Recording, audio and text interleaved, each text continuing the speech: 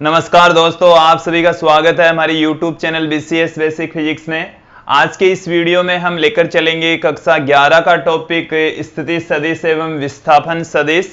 हम दोस्तों 2 dimensional motion देख रहे हैं। समतल में किसी कण पिंड की गति का अध्ययन यहाँ पर हम कर रहे हैं। समतल में करने का अर्थ यह है कि कण है वो एक तल में गति कर रहा है, 2 डायमेंशनल निर्देश तंत्र में गति कर रहा है। तो उस 2 डायमेंशनल निर्देश तंत्र में कण का जो विस्थापन है, कण की जो स्थिति है, उसको हम सदिश के रूप में किस तरीके से व्यक्त करते हैं, आज के इस वीडियो में आप देखने वाले हैं। देखिए दोस्तों, हम किसी कण की स्थिति सदिश को किस तरीके से परिभाषित करेंगे। कण का जो स्थिति सदिश होता है वो है कि किसी निर्देश तंत्र में किसी कण पिंड की स्थिति को बताने वाला सदिश स्थिति सदिश होता है। एक बार फिर से ध्यानपूर्वक सुन लीजिए कि जो स्थिति सदिश है वो क्या है कि किसी निर्देश तंत्र में आपके पास में यहां पर हम 2 डायमेंशनल निर्देश तंत्र लेंगे क्योंकि हम समतल में गति पढ़ रहे हैं दोस्तों। तो किसी निर्देश तंत्र में कोई निर्देश तंत्र है, किसी निर्देश तंत्र में कण या पिंड की स्थिति बताने वाला सदिश, स्थिति बताने वाला सदिश, स्थिति बताने वाला सदिश स्थिति सदिश कहलाता है। स्थिति सदिश कहलाता है दोस्तों, स्थिति सदिश कहलाता है। देखिए, इस स्थिति सदिश को आर वेक्टर से प्रदर्शित करेंगे और यहां पर देखिए दोस्तों, हम 2 डायमेंशनल सिस्टम लेंगे।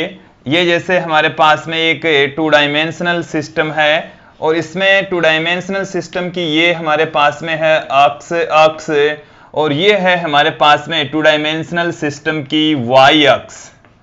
दोनों अक्षों को प्रतिच्छेद करने वाला बिंदु ये है मूल बिंदु, O से हमने रिप्रेजेंट किया है। अब यहां पर आप देखेंगे कि हमने यहां पर इस निर्देश तंत्र में कोई पॉइंट ले लिया P और इस P के जो कोऑर्डिनेट हैं वो जैसे हैं अक्ष और Y। अक्ष Y का मतलब है अक्ष इस दिशा में जो इसका घटक है वो है अक्ष और Y दिशा में इसकी जो डिस्टेंस है वो है Y। तो मूल बिंदु से, तो किसी निर्देश तंत्र में कण या पिंड की मूल बिंदु से स्थिति बताने वाला जो सदिश होता है उस सदिश को हम स्थिति सदिश कहते हैं दोस्तों। इस तरीके से लिखा जाएगा, आर वेक्टर से उसको रिप्रेजेंट करते हैं, प्रदर्शित करते हैं। तो ये जो आर वेक्टर होता है इसको और अच्छे से हम लिखेंगे दोस्तों। यदि हम यहां से अक्ष एक्सिस के ऊपर लंब डालें, डॉट डॉट लगाकर हमने इसके ऊपर लंब डाल दिया है, यहां से हम इसके ऊपर भी लंब डालें, ये वाली जो डिस्टेंस है दोस्तों, बिंदु P के कोऑर्डिनेट अक्ष Y हैं, तो ये वाली अक्ष डिस्टेंस है, ये वाली जो डिस्टेंस है वो है Y डिस्टेंस, ये वाली जो दूरी है वो है Y, ये वाली जो डिस्टेंस है वो है दोस्तों अक्ष। हम यहां पर बता सकते हैं कि ये जो अक्ष है वो क्या है कि जो हमारे पास में अक्ष है, अक्ष दिशा में आर वेक्टर का घटक है। ये आर वेक्टर का घटक अक्ष दिशा में, और ये जो Y है वो है Y अक्ष दिशा में, Y अक्ष दिशा में आर वेक्टर का घटक है दोस्तों, आर वेक्टर का घटक है दोस्तों। अक्ष और Y को हमने यहां पर आप लोगों को बता दिया है। देखो हम किस तरीके से लिख सकते हैं, यहां पर स्थिति सदिश को किस तरीके से पुट किया जा सकता है। आर वेक्टर इक्वल टू अक्ष I cap plus Y J cap के रूप में हम पुट कर सकते हैं, जहां जो I और J है वो x अक्ष और y अक्ष के अनुदिश एकांक सदिश है। ये जो आई केप और जे केप हैं वो एकांक सदिश है दोस्तों, इसके बारे में भी हमने देख लिया था। जहां आई केप जे केप क्रमशः अक्ष अक्ष व वाई अक्ष के अनुदिश, अक्ष अक्ष और वाई अक्ष के अनुदिश एकांक सदिश है दोस्तों, एकांक सदिश है। अक्ष अक्ष और वाई अक्ष के अनुदिश जो अक्ष और वाई है उनकी दिशा को बताने वाले एकांक सदिश हैं। अक्ष अक्ष दिशा में एकांक सदिश आई केप है, वाई अक्ष दिशा में एकांक सदिश जे केप है, और किसी भी स्थिति सदिश को are vector equal to X I cap plus Y J cap के रूप में लिखा जा सकता है। यह हमारे पास में स्थिति सदिश को लिखने का तरीका, फॉर्मूला है दोस्तों। अब यहां पर हम बात करेंगे यदि त्रिविमीय निर्देश तंत्र हो, तो त्रिविमीय निर्देश तंत्र में क्या हो जाएगा। त्रिविमीय निर्देश तंत्र के अंदर जो सदिश है उसके तीन घटक होंगे दोस्तों, उसको हम X I cap plus Y J cap plus Z K cap के रूप में लिख सकते हैं। यहां पर तीसरा घटक और आ जाएगा क्योंकि 3 डायमेंशनल सिस्टम होगा, और जो जेड एक्सिस है उसके अनुदिश जो घटक है सदिश का वो है जेड। उस कंडीशन में यहां पर एक और पद जुड़ जाएगा जेड के केप, और जेड दिशा में जो एकांक सदिश है वो है के केप। दोस्तों अभी हमने देखा स्थिति सदिश, इसके बाद में हम बात करेंगे विस्थापन सदिश की। विस्थापन सदिश होता क्या है, कहते किसे हैं। देखिए दोस्तों कि किसी कण की प्रारंभिक और अंतिम स्थिति के मध्य की जो सीधी दूरी है उसको हम विस्थापन सदिश कहते हैं। कि किसी निर्देश तंत्र में, किसी निर्देश तंत्र में कण की प्रारंभिक स्थिति, प्रारंभिक स्थिति व अंतिम स्थिति, अंतिम स्थिति के मध्य की दूरी, के मध्य की दूरी विस्थापन सदिश कहलाती है, विस्थापन सदिश कहलाती है दोस्तों। इसको समझने के लिए हम एक 2 डायमेंशनल सिस्टम लेंगे, और उस 2 डायमेंशनल सिस्टम में जैसे ये हमारे पास में कोई निर्देश तंत्र है, और इस निर्देश तंत्र में ये हमारे पास में है अक्ष एक्सिस दोस्तों, और ये हमारे पास में है वाई एक्सिस।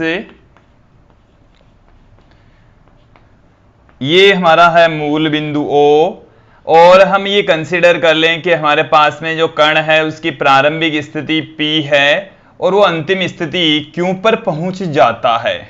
प्रारंभिक स्थिति P से जो कण है वो अंतिम स्थिति Q पर पहुंच जाता है। मैं यदि यहां पर बात करूं कि जो P है उसके कोऑर्डिनेट हमारे पास में है जैसे अक्ष और Y, और जो Q है उसके कोऑर्डिनेट हैं अक्ष डैश और Y डैश। मैंने Q के कोऑर्डिनेट को डैश लगाकर रिप्रेजेंट किया है दोस्तों। और यदि मैं यहां पर स्थिति सदिश की बात करूं तो बिंदु P का जो स्थिति सदिश है वो क्या हो जाएगा। देखिए दोस्तों यहां पर आप समझेंगे बिंदु P के स्थिति सदिश जबकि कोऑर्डिनेट उसके अक्ष और Y है। बिंदु P का जो स्थिति सदिश है उसको हम R वेक्टर से रिप्रेजेंट कर रहे हैं दोस्तों। तो जो R वेक्टर है वो यहां पर हमारे पास में क्या होगा, x I cap plus Y J cap, और इसको हम दे देंगे दोस्तों इक्वेशन नंबर 1। इसको हमने दे दिया समीकरण 1 दे दिया है। अब हम बात करेंगे यहां पर बिंदु Q। बिंदु Q है उसका मूल बिंदु O से जो स्थिति सदिश है उसको हम पुट कर देते हैं R डैश वेक्टर से। जो बिंदु Q है उसके कोऑर्डिनेट हैं अक्ष डैश और Y डैश। तो बिंदु Q के स्थिति सदिश बिंदु Q के स्थिति सदिश उसी तरीके से ही हम पुट करेंगे। बिंदु Q के जो स्थिति सदिश है उसको हम r डैश वेक्टर से पुट कर रहे हैं दोस्तों, जो कि अक्ष dash i cap plus y dash j cap से लिखा जा रहा है। इसको हम दे देंगे समीकरण 2। समीकरण 2 दे दिया। देखिए दोस्तों, प्रारंभिक बिंदु से अंतिम बिंदु के मध्य की जो सीधी दूरी है वही हमारे पास में होता है विस्थापन सदिश, और विस्थापन सदिश को यहां पर दोस्तों हम डेल्टा आर वेक्टर से रिप्रेजेंट करेंगे। डेल्टा आर वेक्टर से उसको लिखा जाता है। देखो, यदि आप इस डायग्राम को अच्छे से देखेंगे तो यदि यहां से इसके ऊपर लंब डाल दें तो ये वाली जो डिस्टेंस होती है दोस्तों, ये तो है हमारे पास में y, और ये है y डैश। यहां से इनकी जो डिस्टेंस है ये y है, ये y डैश है। यदि इससे इसके ऊपर लंब डालें तो ये वाली डिस्टेंस मूल बिंदु से है x, और यहां से यदि इसके ऊपर लंब डालें तो ये हमारे पास में मूल बिंदु से डिस्टेंस है x डैश। यहां से यहां तक x दिशा में जो विस्थापन है उसको हम डेल्टा x से पुट कर देंगे, और ये हमारे पास में y दिशा में जो विस्थापन है उसको हम डेल्टा y से पुट कर देंगे दोस्तों। देखिए दोस्तों, आप समझेंगे कि जो कण है वो x दिशा में इतनी दूरी तय करता है और y दिशा में इतनी दूरी तय करता है। इसका मतलब है x दिशा में जो विस्थापन है वो ये होगा अक्ष डैश माइनस x, जिसको हम डेल्टा x कह देंगे, और y दिशा में जो विस्थापन है वो है y डैश माइनस y, जो कि डेल्टा y के बराबर है। और जो टोटल जो विस्थापन है दोस्तों वो है डेल्टा r वेक्टर। और इस डेल्टा r वेक्टर को समझने के लिए इस ट्राइंगल को भी हम यूज में ले सकते हैं कि त्रिभुज OPQ से इसमें हम त्रिभुज सदिश नियम अप्लाई कर देंगे। यहां पर देखिए दोस्तों, यहां पर त्रिभुज OPQ में त्रिभुज सदिश नियम से, त्रिभुज सदिश नियम से देखिए आपके पास में क्या आ जाएगा दोस्तों, त्रिभुज सदिश नियम से ये दोनों सदिश सेम डायरेक्शन में है तो r वेक्टर प्लस में डेल्टा r वेक्टर बराबर आ जाएगा हमारे पास में r डैश वेक्टर, और डेल्टा r वेक्टर यहां पर विस्थापन सदिश है जो कि r dash vector minus r vector के रूप में लिखा जा सकता है। यह है हमारे पास में विस्थापन सदिश। विस्थापन सदिश को हमने यहां पर पुट किया है दोस्तों। ये है फॉर्मूला विस्थापन सदिश का। देखिए, विस्थापन सदिश में r डैश और r दोनों की वैल्यू यदि यहां पर हम पुट कर दें तो हमारे पास में क्या आ जाएगा, delta r vector equal to r dash की जो वैल्यू है वो दोस्तों यहां से देखिए अक्ष डैश i कैप प्लस में y dash j cap minus r vector की वैल्यू है यहां पर दोस्तों अक्ष i cap plus y j cap. यहां से हम दोस्तों i कैप कॉमन ले लेंगे तो अक्ष डैश रह जाएगा, यहां से माइनस में अक्ष रह जाएगा जिसको हमने डेल्टा अक्ष से लिखा है। अभी हम इसको आगे पुट करेंगे y डैश माइनस y, ये आ गया हमारे पास में। j कैप जब कॉमन लेंगे तो यहां से रह गया y डैश, ये माइनस का साइन इससे मल्टीप्लाई रह गया तो वो यहां पर रह गया y, और यहां से दोनों में से हमने j कैप कॉमन ले लिया है दोस्तों। तो हम विस्थापन सदिश को इस सूत्र से भी पुट कर सकते हैं दोस्तों।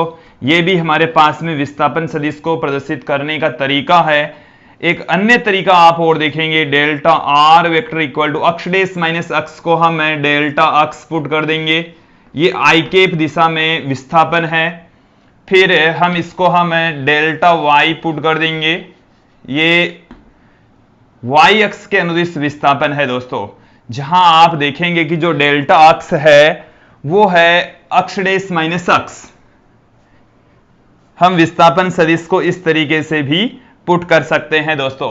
तो आप यहां पर देखेंगे कि जो डेल्टा अक्ष है वो है अक्ष डैश माइनस अक्ष, और डेल्टा जो y है वो है y डैश माइनस y।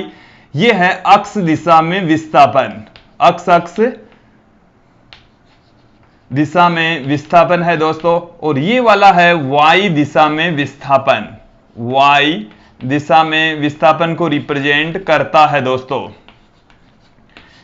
तो दोस्तों ये था विस्थापन सदिश, और विस्थापन सदिश प्रारंभिक बिंदु से अंतिम बिंदु के बीच की सीधी दूरी होती है, और मूल बिंदु से यदि हम उसको रिप्रेजेंट करें तो उस मूल बिंदु से यदि कोऑर्डिनेट्स के रूप में लिखें तो इस तरीके से लिख सकते हैं, और अंतराल के रूप में लिखें तो इस तरीके से लिख सकते हैं, सदिशों के रूप में लिखा जाएगा तो इस तरीके से उसको पुट कर सकते हैं। दोस्तों मुझे उम्मीद है आप लोगों ने इस वीडियो में स्थिति सदिश और विस्थापन सदिश को 2 डायमेंशनल सिस्टम में द्विविमीय निर्देश तंत्र में अच्छे से समझा होगा।